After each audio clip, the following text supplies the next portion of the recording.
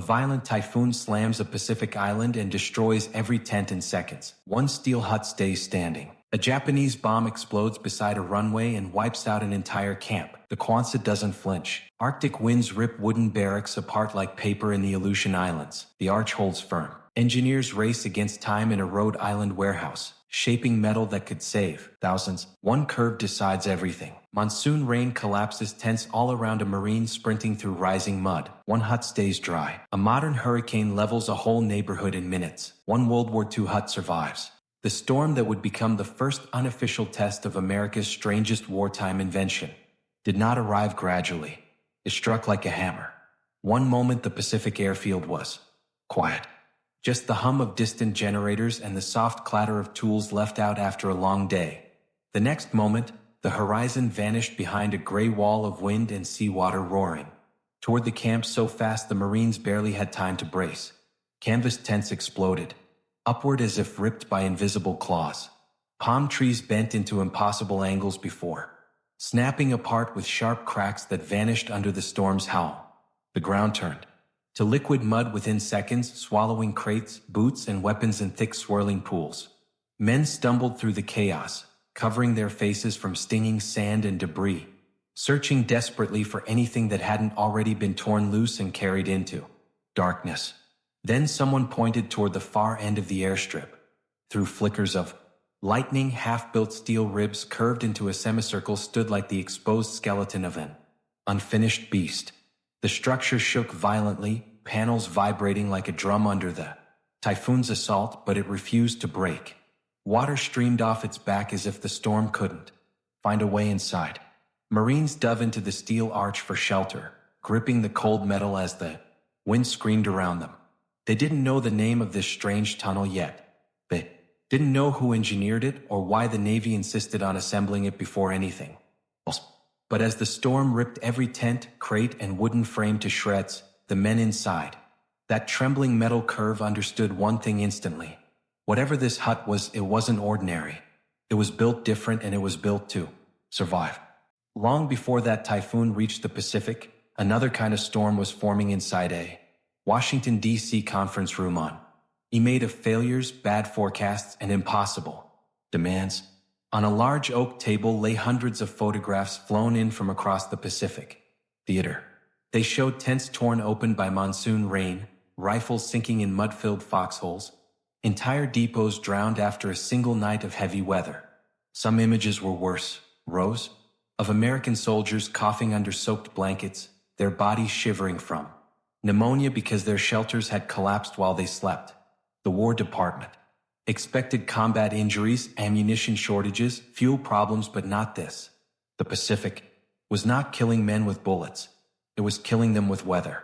A logistics officer stepped forward, clearing his throat as he tapped a clipboard. Standard Army tent, last 22. 30 days in jungle humidity. He paused, letting the words settle. Not 30 months, 30 days. A general rubbed his forehead, staring at maps filled with red circles marking failing camps. We can't build wooden barracks out there, he said. No lumber, no carpenters, no time. Another officer added, concrete foundations? Impossible. These islands don't even have soil, just coral, mud, or volcanic sand. The room fell silent as the grim math unfolded. Traditional shelters were useless. Existing materials were useless. And the enemy wasn't waiting. If the United States couldn't house 50,000 men across dozens of islands, within months, the entire Pacific campaign risked collapsing before battle even began. Someone finally asked the question hovering over the room. So what do we build when the jungle destroys everything we already have? The answer didn't come from a general, a strategist, or a battlefield commander. Came from an unlikely folder marked Foreign Designs. British. Inside were the blueprints of a strange First World War shelter. The Neeson hut, a semicircular tube of corrugated steel, invented by a Canadian-born British engineer, Peter Norman Neeson. The design had survived mud, shellfire, and desert winds, and had proven easy to build with minimal tools. American officers leaned in, studying the arch shape, simple, strong, elegant. But as quickly as hope appeared, problems surfaced. The The British version was heavy 3 tons of steel. When disassembled and required cranes or large crews to move, its ventilation worked in cold Europe or dry deserts, but would roast men alive in the 100-degree humidity of the Pacific. Worse, it demanded concrete footings or wooden platforms, materials the Americans didn't have on coral islands. What looked like a miracle solution suddenly turned into a cautionary tale. Still, something about the curve fascinated the engineers. They noticed how the arch naturally shed wind and rain, how its shape encouraged structural strength without needing interior framework. One American officer whispered, "If we can strip the weight, fix the airflow, and kill the foundation requirement, this might work." The blueprint was genius, but it wasn't ready for the Pacific. It needed to evolve fast. The War Department forwarded the design to a young team of naval engineers at a new facility in Rhode Island. Their mission was brutally simple: create a shelter that could be built in one day, shipped across oceans, survive storms, resist rot, and house millions without carpenters, without concrete, without time. What they didn't know was that their reinvention would become one of the most important, least celebrated engineering feats of the entire war. Quonset Point, Rhode Island, didn't look like the birthplace of a wartime miracle. It was just a cold naval air station surrounded by warehouses, sea wind, and the metallic smell of shipyards. But inside one drafty building, 30 engineers gathered around a bare table. Sleeves rolled up, pencil tips worn down to stubs. The blueprint of the British hut lay in the center, but by now it was covered in red ink. Circles, question marks, X's through flawed ideas. The team lead, Otto Brandenburger, studied the original internal wooden frame and shook his head. "Termites will eat this in a month," he said. "We need all steel. No wood. Not 1 inch." Another engineer pointed at ventilation diagrams. 2 tiny windows? In the tropics? Men will pass out before noon. A third tapped the weight calculations. 3 tons? Our Marines can't lift this. We need panels 1 man can carry. The room buzzed with frustration and determination. Every solution introduced a new problem. Make the panels thinner, they bend. Make the arch taller, shipping gets impossible. Add airflow, weakens structure. Remove airflow, turns into an oven. Someone finally said what everyone was thinking: "We're not designing a building. We're designing a machine that looks like one." That single shift in thinking changed everything. They stopped using architectural rules and started borrowing from aircraft factories: numbered parts, interchangeable sections, mass production logic, and real-time prototyping. They would bend steel, test it, break it, and try again before sunset. The warehouse became a battlefield of ideas, scattered with failed joints, bent ribs, and sparks from late-night welding. And yet, through exhaustion, arguments, and endless recalculations, a new shape slowly emerged on the drafting tables, one that would soon be known around the world as the Quonset hut. Before the engineers could build anything, they needed to answer the most important question of all: how strong does this hut actually need to be? The Pacific had already given them the answer: as strong as a storm, a bomb, and a jungle combined. But numbers mattered more than metaphors. One team dug through meteorological logs from Guam and the Philippines, discovering typhoons with winds exceeding 140 miles per hour and rainfall so intense it could fill a bathtub in minutes. Another team reviewed field reports describing wooden beams collapsing under fungus, nails rusting overnight, and canvas tents dissolving after 30 days of soaking rain. On a chalkboard, they listed every threat the hut must survive: hurricane-force winds, monsoon downpours, tropical humidity, termites, salt air, and the real possibility of a bomb landing nearby. It sounded impossible. Then one engineer sketched a perfect semicircle on the board. "The arch," he said quietly. "Nature hates this shape." He explained how wind would slide over it instead of punching through, how the curve distributed pressure across every panel, how corrugated steel ridges acted like thousands of miniature beams, each absorbing shock. He wasn't quoting architectural theory. He was quoting survival. The arch became the heart of the design. Now the challenge was turning that elegant curve into something men could assemble far from Home on beaches, jungles, coral flats, volcanic sand without cranes, without machinery, without skilled builders. The hut had to be light enough to lift, strong enough to withstand storms, and simple enough for a six-man crew to understand at a glance. What emerged next wasn't just a building. It was an idea, strength through shape, not mass. And that philosophy would define the Quonset hut's entire identity. The real battle began when prototypes finally took shape on the warehouse floor. Then steel panels were cut, curved, and bolted together into a rough half-cylinder. Awkward at first, wobbling like a newborn animal.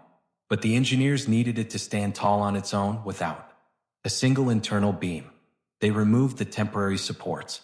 The arch shuddered, flexed, and then held. Cheers echoed through the warehouse. But the celebration didn't last long. The team immediately began attacking the prototype with everything they had. They sprayed it with salt water, mimicking ocean spray. They blasted it with industrial fans, trying to simulate typhoon winds. They struck the panels with hammers, testing joint strength. They even heated and cooled the steel to see how it reacted to jungle heat and freezing nights. Every flaw they found became another note, another redesign. Bolts loosened, so they redesigned the spacing.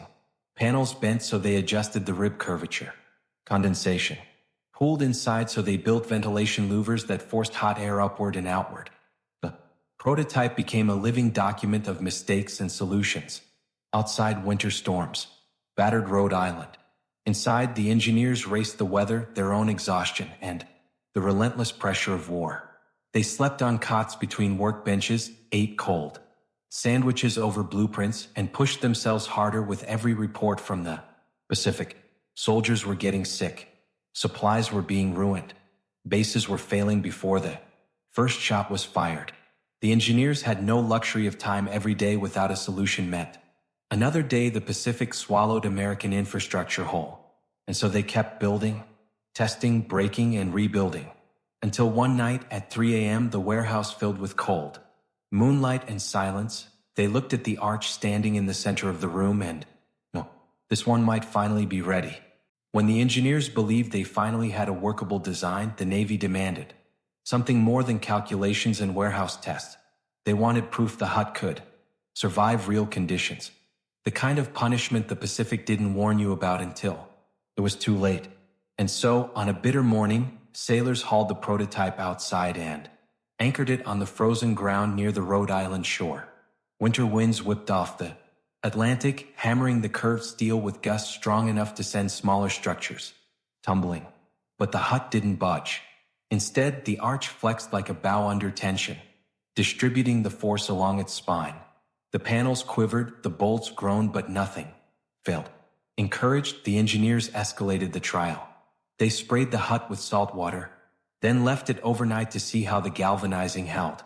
They coated it in mud, dirt, and debris. They even piled sandbags against one side to replicate wind-driven pressure from tropical storms. Every morning, the team arrived expecting catastrophe. Every morning, the arch was still standing.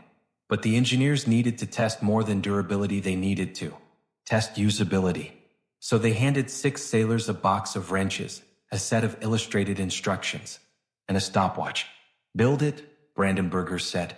The sailors fumbled, argued, and dropped bolts into the snow, but the hut began to rise rib by rib, panel by panel.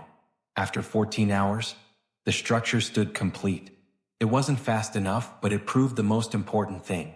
Ordinary men could assemble it without training.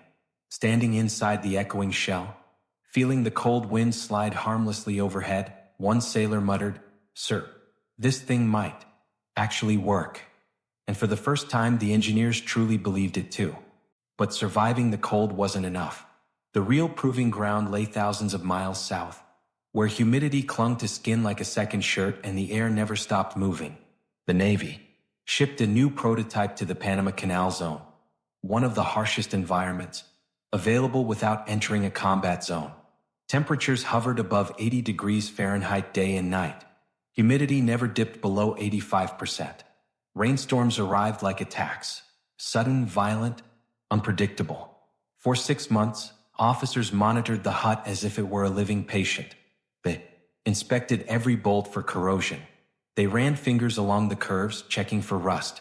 They measured cooling water, temperature spikes, and internal airflow. What they discovered almost broke the project. The structure survived storms flawlessly, but inside, the heat became unbearable. During the day, the steel absorbed so much solar energy that stepping inside felt like entering a furnace. At night, the temperature dropped just enough that the humid air condensed on the cool metal, turning the interior into a rain cloud. Water dripped from the ceiling in heavy droplets, soaking bedding, records, supplies. Anything left out was a new enemy, invisible but relentless. Condensation. The engineers received the report like a punch. Their miracle shelter was drowning itself from the inside. The solution came only after weeks of argument. Aggressive ventilation. Not small windows. Not decorative vents. They needed airflow that forced hot air out and pulled fresh air in continuously. They sketched louvers, ridge vents, airflow baffles. Each addition cost money, time, and steel. But each one turned the hut from an oven into something livable. When the final test report arrived, stamped and signed, it carried the words the team had been waiting months to read. Suitable for tropical deployment. With the tropical test finally passed, the last, and perhaps most daunting challenge remained: how do you anchor a building on islands that barely have soil? Coral atolls were unforgiving. Their ground was rough, uneven, brittle in some places and hard as stone. In others, traditional foundations were impossible. Concrete couldn't be poured, lumber platforms rotted instantly, and digging trenches often uncovered nothing but sharp coral shards. The engineers gathered around maps of Pacific Island terrain, frustrated. The hut was strong. The arch was perfect. The ventilation worked. But if the base couldn't be secured, the entire structure could roll like a steel barrel during a storm and kill the men inside. Someone mentioned tent stakes. Another mentioned ship mooring. A third scribbled something about tension cables. Brandenburger stood at the center, thinking quietly. Give it flexibility, he finally said. Let it move without breaking. That became the breakthrough. Instead of forcing the hut to resist the ground, they designed it to cooperate with the ground. They created a system of heavy steel stakes driven deep into sand or coral, connected by adjustable cables that latched onto the hut's base beams. When the wind pushed the arch, the cables pulled back. When the earth shifted, the stakes absorbed the motion. Was simple, rugged, and required no skilled labor. To handle harder surfaces, lava rock, packed coral, they developed a bolt pattern that allowed the hut to attach directly to wooden sleepers or steel planks laid on the ground. No digging, no concrete, just metal, tension, and engineering intuition. When the Navy tested the anchoring system during a simulated storm, the hut didn't slide, didn't twist, didn't lift. It flexed like it was breathing, then settled back into place. Now the hut wasn't just strong, it was unshakable. By mid-1942, the War Production Board approved the Quonset hut for full-scale manufacturing, and America's industrial engine surged forward like a battleship leaving harbor. Overnight, factories from Pennsylvania to Chicago were retooled for one purpose: produce steel shelters faster than the war could destroy them. Massive steel coils rolled into warehouses, each destined to become dozens of corrugated panels.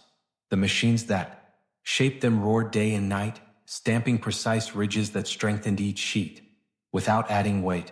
Sparks flew, zinc vats bubbled, forklifts clattered across factory floors as workers moved stacks of fresh panels into galvanized baths. The hot-dip zinc coating bonded to the steel like armor, protection against salt, heat, rust, and time. Engineers insisted on this step, knowing the Pacific air would chew through unprotected metal like acid. Slowly, assembly line logic transformed the hut from an experiment into a mass-produced weapon of logistics. Every part was numbered, every bolt bagged, every panel nested like stacked bowls to save precious cargo space. A full hut, 96 panels, end walls, fasteners, braces fit onto a single rail car with inches to spare. At the docks, Liberty ships carried hundreds at a time, loading them between crates of ammunition, medical supplies, and vehicles. Workers joked that America was shipping steel tunnels across the ocean faster than Japan could sink them.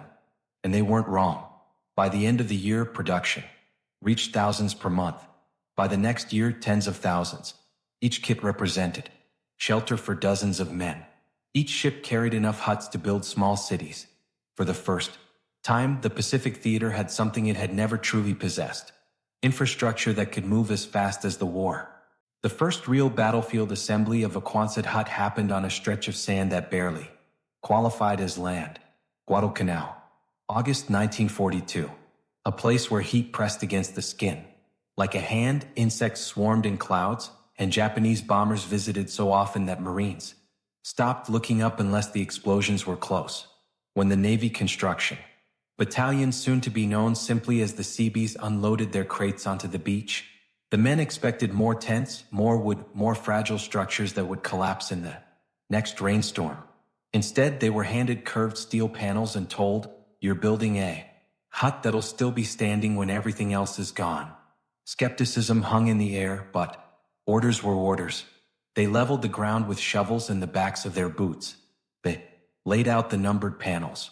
They tightened bolts with hands blistered from days of digging trenches. And slowly, a steel arch rose from the sand like the ribcage of a mechanical creature waking up. It took them 12 hours under heat, sweat, artillery noise, and constant tension. When they stepped back, wiping dirt from their faces, the Marines stared at what they'd made. It wasn't pretty, it wasn't graceful, but it was solid. Solid in a way nothing else on the island was. 3 days later, Japanese bombers roared overhead again. 500-pound bomb detonated near the new hut, flattening palm trees and tearing open tents like wet paper. But when the dust cleared, the Quonset was still standing, shaken, dusty, but alive. The men inside crawled out to see destruction everywhere except the curved steel shell behind them. For the first time, Marines believed the rumors. This thing might actually be bomb-proof. Guadalcanal wasn't the only battleground testing the hut's limits. In the following months, Quonset huts spread across the Pacific like steel mushrooms. On islands so humid boots grew mold overnight, so sandy the ground shifted under every step, so remote that ships delivered crates months late and under fire. And everywhere they landed, the huts had to fight a new enemy, the environment itself. In New Guinea, men discovered the jungle did not merely resist human construction, it attacked it. Fungus bloomed on anything that held moisture for more than an hour. Salt air ate metal faster than rust-proof paint could protect it. Insects chewed through wooden crates, uniforms, even radio cables. The Quonset huts resisted these threats better than anything else, but even they weren't perfect. Fasteners that weren't galvanized began showing orange streaks after just 2 weeks. Ventilation that worked in Rhode Island suddenly felt inadequate in 100% humidity. Marines took matters into their own hands, cutting extra vent holes with bayonets, propping doors open with ammo crates, lining floors with palm fronds to keep water from pooling. And every improvised solution, every field modification, was documented and sent back home. The engineers at Quonset Point took the report seriously. Within months, upgraded versions rolled off assembly lines, larger louvers, heavier galvanizing, redesigned end walls, better ridge vents. The huts evolved as fast as the war demanded. Across dozens of islands, from the Solomons to the Gilberts to the Marshalls, something remarkable happened. Bases weren't just surviving, they were expanding. Airfields grew, hospitals grew, workshops grew. And at the center of nearly every operation stood the curved steel backbone that made it all possible. The Quonset hut wasn't just a shelter anymore. It was becoming the architecture of the Pacific War. The Pacific wasn't done testing the Quonset hut. Far from it. In early 1943, the war shifted toward the volcanic islands of the Central Pacific. Places where the ground itself was hostile. Atolls like Tarawa, Kwajalein, and Eniwetok had no soil at all, just jagged coral and black volcanic grit that chewed through boots and tools alike. When the first Quonset kits were unloaded, the Seabees looked at the terrain and muttered the same question: how do we anchor anything in this? Wooden stakes snapped instantly. Shovels sparked against rock. Even the sledgehammers bounced. But the Seabees weren't ordinary construction crews, they were improvisers trained by combat. They cut lengths of steel planking from damaged landing craft and laid them flat on the coral.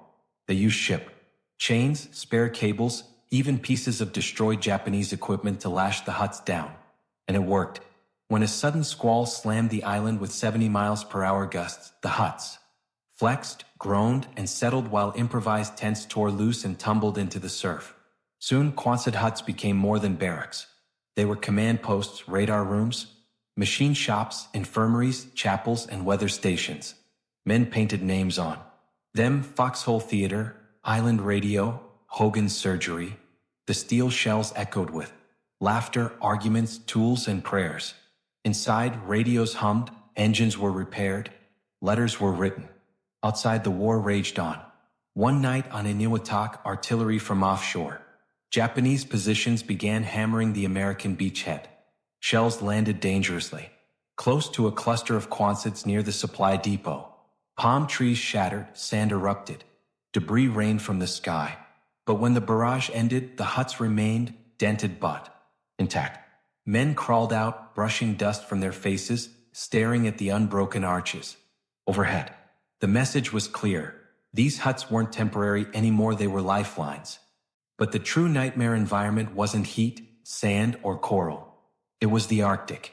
As the war expanded northward, American forces established bases in Alaska's Aleutian Islands, a chain known for violent winds, freezing fog, and temperatures that plunged to -40 degrees.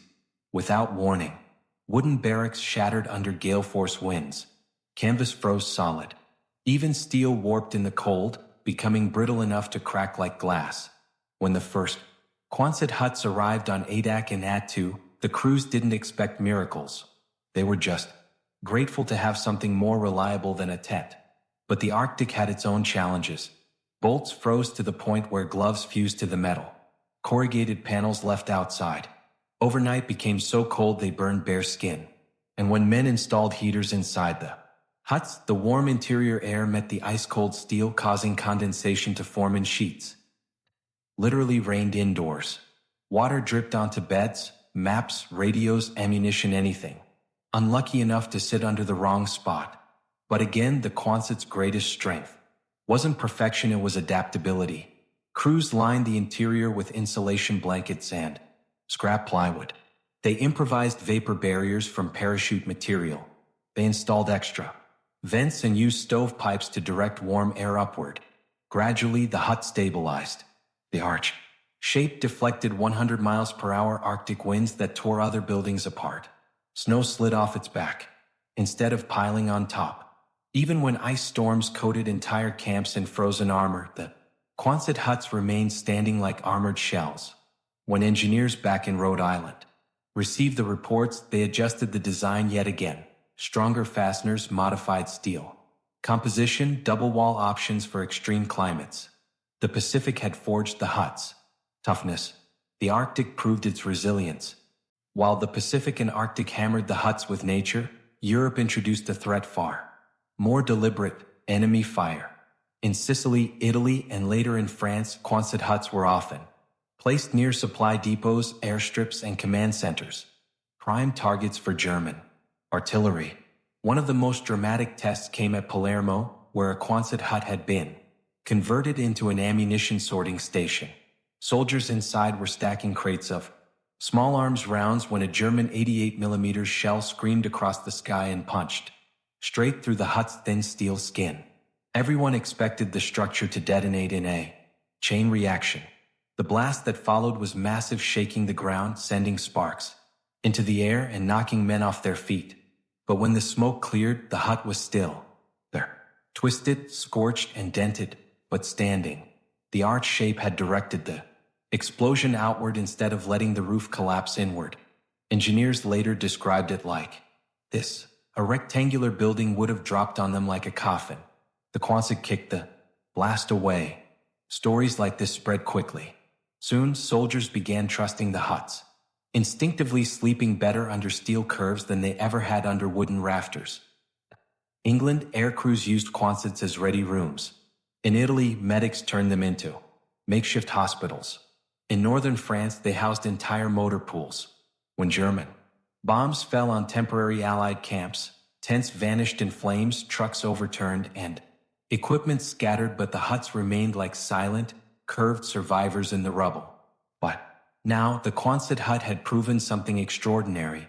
It could withstand weather, war, and chaos and still be usable the next morning. It wasn't just military engineering. It was military survival shaped into steel. By late 1943, the Quonset hut wasn't just a shelter. It was becoming the backbone of Allied logistics. Entire bases grew around clusters of the curved structures, forming steel-ribbed towns across islands and coastlines. Aerial photos from the time showed them lined up in neat rows, like metallic dominoes stretching toward the horizon. But the huts didn't just multiply, they specialized. Engineers realized the basic arch could house almost anything. So new variants appeared, Quonsets with extended end walls for workshops, versions with double doors for vehicle depots, insulated models for medical wards, open-floor huts for aircraft parts, blackout-ready huts for intelligence units. On some islands they built mess halls that fed hundreds of men, the curved roofs echoing with metal trays and shouted orders. On others, chaplains held services inside steel shells that smelled like oil and hope. The huts even helped win the air war. Maintenance crews worked inside them at night, repairing fighters and bombers protected from rain and enemy reconnaissance. Pilots were briefed under those arches, tracing flight paths on maps pinned to curved walls. In the Solomons, marine aviators slept in a row of Quonsets only a few hundred feet from the runway. When Japanese raids struck the airstrip, the men would sprint inside, huddling against the steel walls as bombs exploded outside, trusting the same curves that had saved others across the Pacific. Some nights, after a long shift, crews would lean against the metal and listen to the wind slide over the arch like water over a rock. They didn't think about architecture or engineering. They thought about survival. And by now, every man in the Pacific knew one truth. Where the Quonset stood, the mission could continue. But the greatest Quonset trial came in 1944, when nature unleashed one of the most violent storms in naval history. Typhoon Cobra tore across the Pacific with winds reaching 140 miles per hour. An atmospheric sledgehammer that shattered ships, capsized destroyers, and ripped entire camps from the ground. On one island in the Philippines, the storm struck so suddenly that men barely had time to latch doors, let alone reinforce buildings. Wooden barracks exploded like matchboxes. Trucks rolled over. Fuel drums tumbled across the airfield like toys kicked by an angry child. But in the middle of the chaos stood a cluster of Quonset huts, 43 of them. Men inside braced themselves as the walls vibrated like the skin of a drum. Bolts screamed. Sand blasted the steel so hard it stripped paint. The huts bent so far in the wind that some Marines swore they saw the arch breathing. Outside, palm trees snapped in half. Entire depots vanished beneath waves of wind-driven water. But when dawn finally pushed aside the typhoon's last darkness, the men opened their doors and stepped into a world torn apart, and found their huts still standing. 39 of the 43 survived untouched, for were damaged but reparable. Everything else on the base, everything was gone. Commanders sent urgent reports. Back to the mainland, Quonset huts held. Wooden structures destroyed. Concrete buildings collapsed. Engineers at Quonset Point stared at the message in disbelief. Their design had survived a storm powerful enough to sink Navy ships. And now the myth became fact. The hut didn't fear the Pacific feared the hut.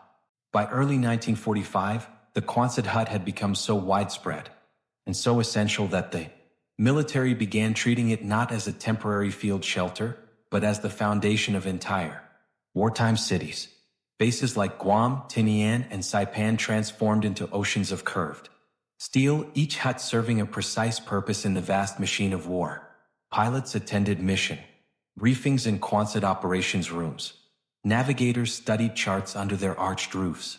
Medics triaged wounded soldiers in Quonset hospitals where footsteps echoed along the curved walls.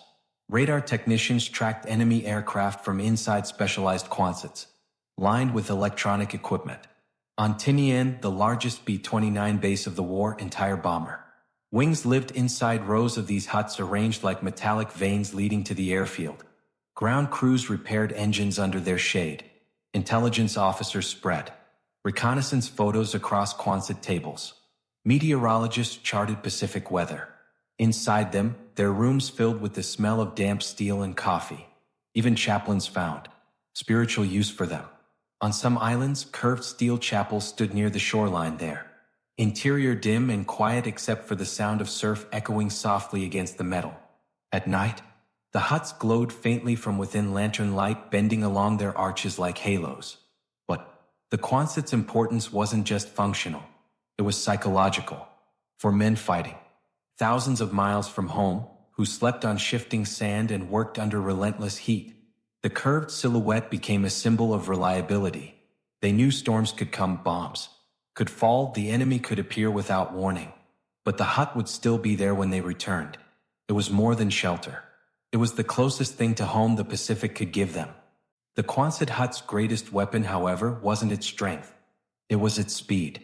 By 1945, the U.S. Navy and Army had perfected the art of rapid Quonset deployment. Entire hut cities could rise in days, not weeks.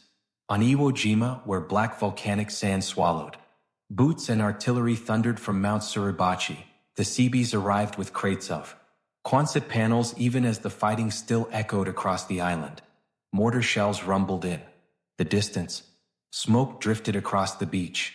And yet, as soon as the engineers secured a foothold, they began erecting huts under fire. Men worked in pairs, tightening bolts with numb, sand-covered hands while others kept watch for incoming shells. Each arch that rose from the volcanic ground became a small act of defiance, steel refusing to yield to chaos. When the first huts were completed, they weren't used as barracks. They became command posts, aid stations, and radio rooms, each one crucial to organizing the next phase of the battle. In one case, a Quonset served as a makeshift surgical ward. Inside, surgeons operated under the echo of artillery impacts, the curved steel walls trembling as bombs landed outside. But the structure held, protecting the wounded inside from shrapnel and debris. As more huts went up, Iwo Jima transformed from a battlefield into a functioning base. Radar units operated inside Quonsets. Weather teams issued forecasts. Photographers developed film in darkroom Quonsets. Repairs on tanks and flamethrowers took place under steel arches that deflected wind and smoke. On an island shaped by violence, the huts stood as repeating symbols of survival. Each one built in hours, serving for decades. The enemy could destroy runways and vehicles, but as long as Quonset stood, the mission continued. As victory approached in 1945, the U.S. military faced a new problem, one they had never anticipated. Across the Pacific, in Europe, in Alaska, and even in Africa, more than 170,000 Quonset huts now stood on land the military needed to abandon or decommission. Commanders expected locals to tear them down or ignore them. Instead, something surprising happened. People wanted them. On island after island, locals asked if they could keep the huts once the Americans left. In some Pacific villages, Quonsets became schools, workshops, storage sheds, and community halls. Their durability made them worth more than any temporary wooden building the military had ever constructed. When the huts reached the United States, the response was even more dramatic. Post-war America faced a crushing housing shortage. Millions of returning soldiers needed homes. Materials were scarce. Construction crews were overloaded. Suddenly, the surplus Quonsets sold cheaply. By the War Assets Administration became a lifeline. Entire neighborhoods sprang up made entirely of ex-military huts. In Los Angeles, Roger Young Village housed nearly 750 families under curved steel roofs. In Michigan, students attending college on the GI Bill lived in Quonset dorms arranged like small steel towns. Churches used them as sanctuaries. Schools used them as classrooms. Mechanics used them as garages. Farmers used them as equipment barns. People decorated them, painted them, attached porches to them, even connected multiple huts together to form improvised homes. What had begun as an emergency wartime structure evolved into an architectural icon, functional, affordable, and indestructible.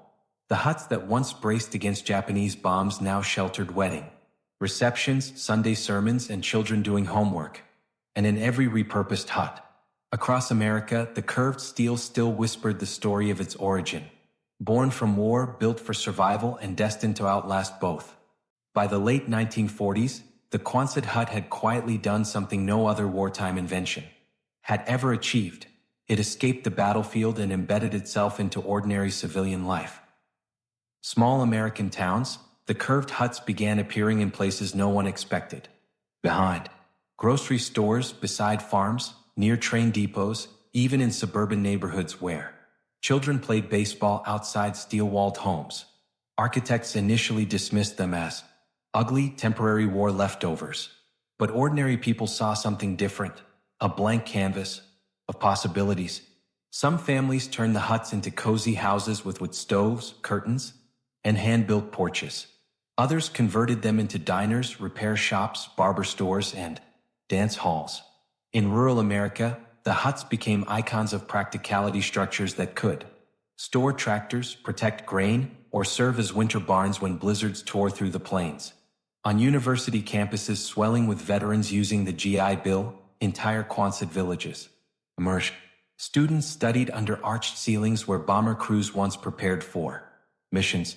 Professors held lectures in rooms that echoed faintly like aircraft hangars.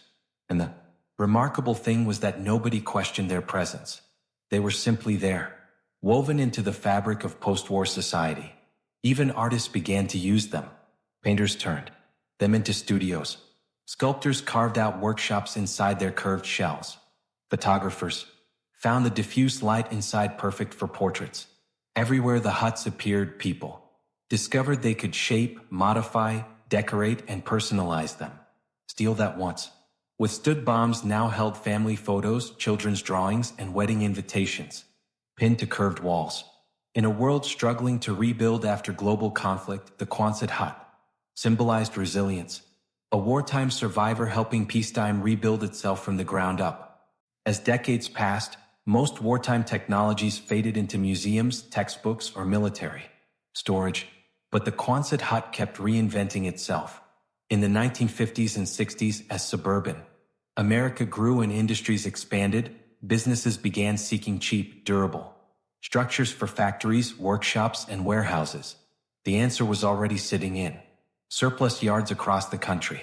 Companies bought Quonsets by the dozens, stacked on trailers, hauled to job sites, and assembled in a fraction of the time traditional buildings required. Their curved silhouette became a quiet symbol of industry. Tire shops, lumber yards, welding garages, machine sheds, and seed storage units all found the arch shape, perfect for heavy equipment, open floor plans, and minimal upkeep. In farming communities, the huts became essential. Their resistance to wind made them ideal for the Great Plains, where tornadoes could shred barns in seconds. Farmers trusted Quonsets with their tractors, their harvest, even their livestock during storms. And the huts performed just as they had in war, bending, flexing, holding. But even more surprising was their rise in art and culture. Musicians used them as rehearsal halls because of the acoustics created by the curved roof. Small towns held community dances inside them. Some theaters even used them as performance stages. By the 1970s, architects began re-examining the huts not as crude leftovers, but as examples of efficient, minimalist design. A few firms even restored old huts and turned them into stylish homes and offices, adding glass end walls and modern interiors. Slowly, the Quonset hut transitioned from practical necessity to cultural landmark. But no matter how it evolved, whether as a home, a factory, or a community center, its heart remained unchanged. A wartime design built for strength, speed, and survival, refusing to disappear even as the world around it transformed. By the 1980s and 90s, the Quonset hut had spread so far and been repurposed so creatively that even historians began to take notice. What was meant to be a temporary wartime shelter was now a permanent fixture across 6 continents. Still in use, still reliable, still standing where storms, snow, and time had destroyed everything around them. Preservationists started documenting surviving huts, faded steel curves along forgotten airstrips, rust-coated arches behind abandoned factories, and fully functional huts that had quietly served for decades without a single major repair. Some were still used as machine shops, their walls rattling each time a welding torch sparked. Others served as town halls in remote communities where locals gathered under the same curved ceilings that once sheltered soldiers during the darkest years of war. A few huts became landmarks. In Alaska, Arctic weatherized Quonset stood strong even after entire neighborhoods collapsed under heavy snow loads. In the Midwest, farmers proudly pointed to huts their grandfathers had assembled after coming home from the war. On Pacific Islands, many huts still operated as schools, clinics, or municipal buildings, testaments to how well they were built and how well they adapted. Architects visited these sites, tracing the curves with their hands, admiring the simplicity and rugged beauty. They wrote papers describing the design as accidentally elegant, a structure created purely for survival, yet remarkable in form. And the world slowly began to understand something extraordinary. The Quonset hut was not an artifact. It was a survivor, a piece of living history that refused to die. Engineered for war, embraced in peace, and still inspiring new generations of designers and builders who saw in its arch the perfect balance between necessity and genius. Then came the era of disasters. Earthquakes, hurricanes, tsunamis, each one pushing modern architecture to its limits. And each time designers confronted the same brutal reality. Traditional rectangular structures fail catastrophically when the world around them collapses. But something else kept showing up in photographs from disaster zones. Curved buildings still standing. After Hurricane Katrina devastated the Gulf Coast in 2005, entire neighborhoods were flattened. Concrete walls collapsed. Wooden homes were washed away. Steel beams twisted like ribbons. But scattered among the destruction were Quonset-style arches, structures that had taken the storm head-on and remained intact. Engineers rushed to study them. They found exactly what the wartime designers had discovered decades earlier. Wind flows around curves, not into them. An arch deflects pressure instead of absorbing it. Corrugated ridges create strength without weight. The huts. Survival wasn't luck, it was physics.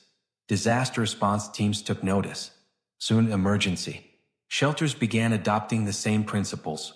Lightweight arched roofs, modular steel or aluminum frames, panels that could be shipped flat and assembled in hours. These new shelters were not called Quonset huts, but their DNA was unmistakable. Even the United Nations modern refugee housing units snapped together for families fleeing war followed the same blueprint: portable, curved, resilient. And as climate change increased the frequency of extreme storms, engineers revived aerodynamic architecture structures, designed not to resist the wind but to work with it, just like the original Quonset. The world had rediscovered a truth the Pacific engineers learned in 1942. When survival depends on strength, speed, and simplicity, the arch always wins. And standing quietly behind this global shift in disaster housing was the same wartime invention that once sheltered Marines beneath typhoon skies and artillery fire. As the 21st century progressed, the Quonset hut began appearing in places its original designers could never have imagined. Off-grid communities adopted them as eco-friendly homes, praising their energy efficiency and natural airflow. Architects rediscovered the beauty in their simplicity, creating luxury curved cabins with glass end walls, polished wood floors, and panoramic interiors. But even as the huts evolved into modern living spaces, their war-forged resilience never changed. Builders loved how they resisted snow loads, how they shrugged off 100 miles per hour winds, how they stood firm in rural landscapes where conventional structures needed constant maintenance. In remote deserts, humanitarian workers erected Quonset-style relief centers, knowing the shelters could withstand blistering heat and sudden sandstorms. In mountain regions, rescue teams stored equipment inside the curved shells, trusting the arch would deflect avalanches and withstand freeze-thaw cycles. Even filmmakers took interest. Documentaries and movies began using restored Quonsets as sets, drawn to the gritty metallic texture and the echoing acoustics that carried voices like distant memories from another era. In cities, artists painted murals across their sides, transforming the once uniformly gray steel into vibrant canvases that celebrated culture, history, and the human spirit. And yet, despite all the modernization, each hut still felt anchored to its origin. When people stepped inside and heard the hollow metallic resonance, they felt the faint presence of the war years, of rain battering the arch of mechanics, repairing engines by lantern light, of radios buzzing with coded messages, of young soldiers sitting awake through long nights wondering what tomorrow would bring. The Quonset hut had traveled far beyond the battlefield, but it carried the battlefield with it quietly, respectfully, like a veteran who never forgets where he came from. In recent years, the Quonset legacy even reached space exploration, an arena far removed from the jungles and battlefields of World War II. As NASA and private companies studied how to build habitats on the Moon and Mars, they faced constraints eerily similar to the Pacific Campaign: limited materials, harsh environments, unskilled assembly crews, extreme winds, dust storms, and the need for structures that could be transported compactly and assembled rapidly. Engineers reviewed countless designs: domes, inflatable pods, modular blocks, yet many kept circling back to one familiar concept: the arch. Not the decorative arch used in classical buildings, but the functional, load-distributing curve perfected in the 1940s. On Mars, dust storms can span thousands of miles. On the Moon, temperature swings can shatter poorly designed materials. And in both environments, every kilogram counts. Every component must serve multiple purposes, and every structure must stand, even when abandoned for months.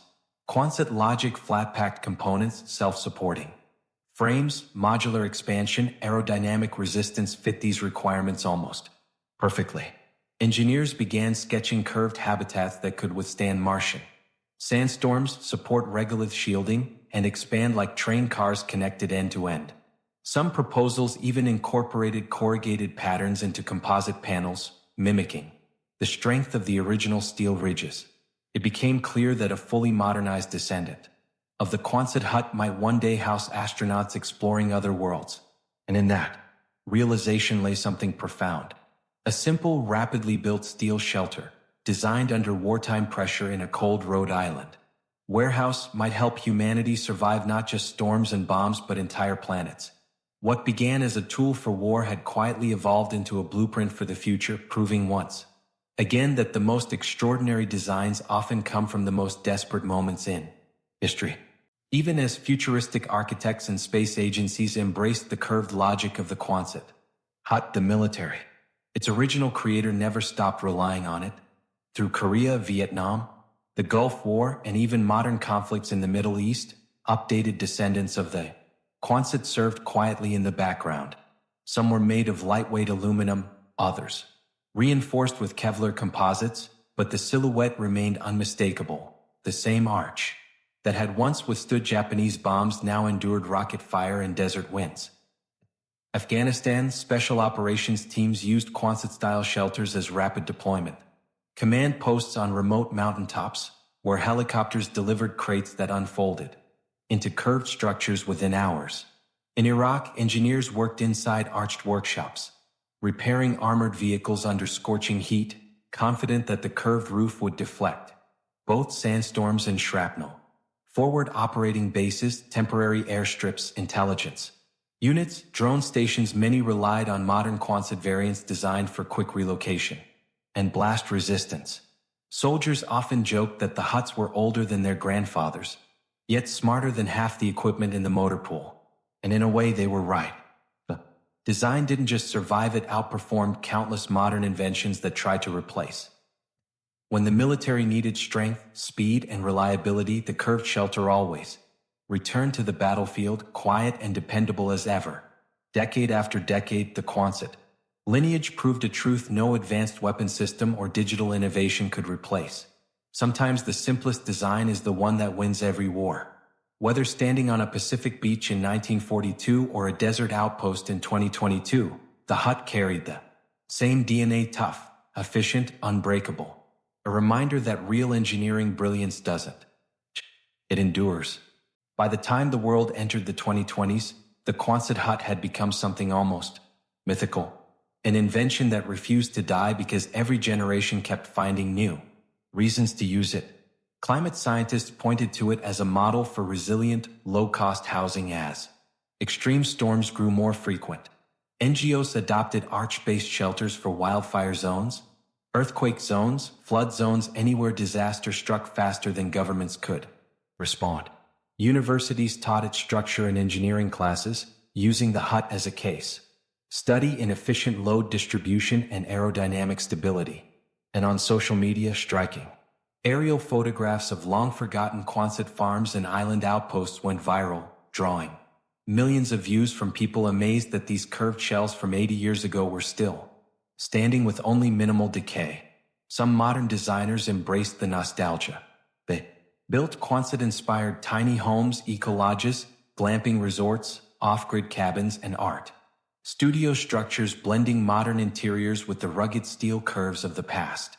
Others pushed the design into high-end architecture, creating luxury retreats that cost more than entire wartime camps once did. Yet the spirit of the hut never changed. Whether clad in rust or glass, sitting on a jungle ridge or a city rooftop, the design served one purpose: endure anything. And perhaps that's why it continues to resonate. In a world of fragile supply chains and complex technology, the Quonset hut stands as a symbol of the opposite: something strong, simple, and honest. A building that doesn't pretend to be beautiful, but becomes beautiful through its resilience. A relic of war that evolved into a tool for life. And even now, whenever someone assembles those familiar curved panels and tightens the bolts, they're connecting to the hands that once built them under typhoon skies, enemy fire, and the relentless urgency of a world at war. The arch lives on because it works. What makes the story of the Quonset hut so extraordinary is that it never needed to become famous. Tanks received glory. Battleships earned headlines. Aircraft became legends. But the humble curved shelter, the thing that housed the men who fought, repaired, planned, and survived, slipped quietly into history without demanding recognition. And yet, everywhere historians looked, the hut was there. In letters written home from the Pacific, soldiers described nights inside Quonsets while storms hammered the coast. In faded black and white photos, steel arches appeared behind pilots posing before missions. In diary entries from Seabees, the huts were mentioned as often as bulldozers and landing craft. Even the great offensives of the war, the island-hopping campaigns, the liberation of the Philippines, the march toward Japan, relied on Quonset-built infrastructure for planning, supply, and communication. And then there were the personal stories. Men who painted their unit insignias on the steel walls. Mechanics who taped photos from home inside the huts, turning them into makeshift bedrooms. Chaplains who held Christmas services inside curved sanctuaries lit by flickering lanterns. Doctors who saved lives inside steel shells that shook from distant artillery. These were not just buildings. They were witnesses. Silent, unbreakable witnesses to the war's darkest nights and its rare moments of peace. And after the war, when millions of veterans returned home, they often recognized those same curves in their neighborhoods, farms, and schools. Some even stepped inside and felt a strange wave of familiarity, a reminder of a distant island, a long-forgotten storm, or a night when a steel arch overhead meant the difference between life and death. The Quonset hut was never meant to be symbolic, but it became one anyway. 80 years after its creation, the Quonset hut still stands as a rare engineering paradox, a structure born for destruction, yet destined to build and protect. Modern architects, historians, and engineers all agree that the hut represents something deeper than corrugated steel and bolts. It represents the idea that when people are pushed to the edge of impossibility, when resources vanish, when time is gone, when danger presses in from every side, sometimes the only path forward is simplicity. The Quonset hut embodies that logic perfectly. It was never the strongest structure in the world. It was never the most beautiful, the most advanced, or the most comfortable. But it was always enough. Enough to withstand a typhoon. Enough to survive artillery. Enough to shelter wounded men. Enough to rebuild cities. Enough to last long after the war that created it had ended. And that may be the greatest tribute to its designers, the unknown engineers working through sleepless nights in a warehouse in Rhode Island. They weren't chasing glory. They weren't trying to enter history books. They were trying to solve a problem one curve at a time. And in doing so, they created a structure that outlived them all. Today, whether on a farm in Kansas, a weather station in Alaska, a school in the Pacific, a workshop in Africa, a storage depot in Australia, or a research base on a windy mountain, the familiar arch still rises from the earth, silent but confident. It doesn't crumble. It doesn't complain. It simply remains. A reminder that true engineering brilliance doesn't just win wars. It stands the test of time. The Quonset hut began as an urgent wartime fix. Nothing more. A shelter that needed to be cheap, fast, strong, and disposable. But instead of fading away after the war, it became a global survivor. A shape that endured storms, bombs, jungles, deserts, and even decades of ordinary life. And today, as disasters grow stronger and humanity looks toward new frontiers, from rebuilding communities to building homes on other planets, the same wartime idea continues to guide us. A reminder that the simplest solutions are often the most powerful, and the strongest structures are the ones that never forget why they were built. Because in the end, the Quonset hut wasn't just engineered to survive the war. It was engineered to survive anything.